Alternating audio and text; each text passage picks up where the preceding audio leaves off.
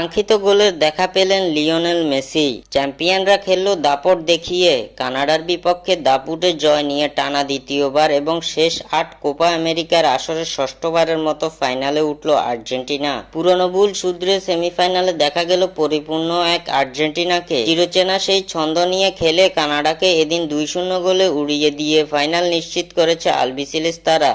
আর্জেন্টিনার এই জয়ে গুরুত্বপূর্ণ ভূমিকা পালন করেছেন লিওনেল মেসি। লম্বা সময়ের গোল খরা কাটিয়ে মেসি এদিন পেয়েছেন কাঙ্ক্ষিত গোলের দেখা। নিউ জার্সির মেটলাইফ স্টেডিয়ামে এদিন কানাডার থেকে সব দিক থেকে এগিয়ে ছিল লিওনেল স্কালোনির শিষ্যরা।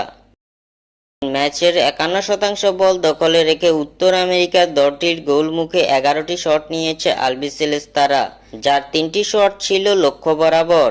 আর্জেন্টিনা তাদের কাঙ্ক্ষিত গোলে দেখা পেয়ে যায় ম্যাচের ২২তম মিনিটে। মাঝমাঠ থেকে রদ্রিগো ডি পলের লম্বা পাস ধরে কানাডার ডিফেন্ডারদের পাশ কাটিয়ে আর্জেন্টিনাকে লিড এনে দেয় জুলিয়ান আলভারেজ।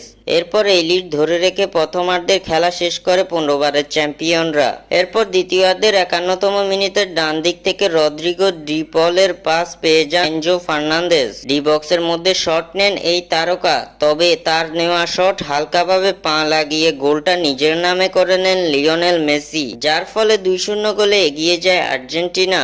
শেষ পর্যন্ত এই লিড ধরে রেখে জয় তুলে নেয় আলবিসেলেস্তারা।